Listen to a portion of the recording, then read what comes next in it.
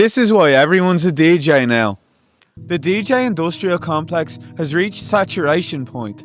This public health crisis has become widespread in the Western world, affecting young people on a binge diet of skins, original pirate material, and trying not to K-hole in smoking areas. This global outbreak coincided with the cultural collapse in meaning. When society disintegrates and we no longer find contentment in work, the flickering lights of the office can feel like epilepsy. So the strobe became our sole focus, chasing away beds we're too awake to sleep in. Searching for connection or a new dealer on Telegram, we've become Bristol-presenting Berlin sexuals, signalling taste and muttering scarcity, adulthood pushed into the not yet, all futures foreclosed until further notice. Realising our dreams have been made hollow, we're stuck in post-aspiration, where the promise of progress becomes a practical joke and ambition becomes performance, climbing a ladder that leads us to nowhere. Disenchanted by the promises of a rewarding career and our hopeful parents who still think we're superstars, the DJ is a generational symptom of millennial disillusionment. And now we're beat matching jungle on the edge of the end with our hands in the air to catch the sky when it falls.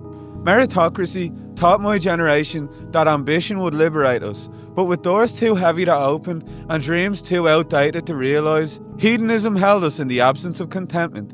So we scratched impulses and gave up finding freedom to snort coke off the keys to the kingdom, because sedation is first cousins with forgetting. Forgetting we only live for the weekend because we hate our job, and that our hope for the future is a hope from another century, and a toothache in the land of milk and honey still rots the inside of your mouth. You're meant to take blue punishers in halves. Every generation has its plague. My ancestors had colonialism, our parents had consumerism, and now we have DJs. USB attached to their keychain. They think their USP is their ADHD, but when we turn down their KRKs, their true diagnosis is stage 4 individualism, a terminal condition where everyone's on stage and there's no one left in the audience. A collective come down from being told we were special, performing uniqueness in similar ways. Our dreams became speckled, ears still ringing when the rave shut down, and we all forgot to stop dancing. Hungover from a world that told us we could be anything, we decided to be DJs. We don't create our own music, we curate playlists, recirculating signs that will make people think we're cool. And we do this through the labels we wear, the books we read, the people we hang out with, and the opinions we parrot. The DJ figure, ruled by the same logic, is just another celebration of self. That was loud. Yeah. Far from their communal roots, the DJ is sign value in an image society. They're the product, and the music is just background noise. With this constant battle for visibility, we're all glued to our social media screens, stuck in performance mode, showcasing our greatest hits. The work of making our lives look aesthetic is a demand we've all internalized. And when we have a desire to be seen, without the skill to learn an instrument, we all become DJs. My generation grew up in the moment after the encore.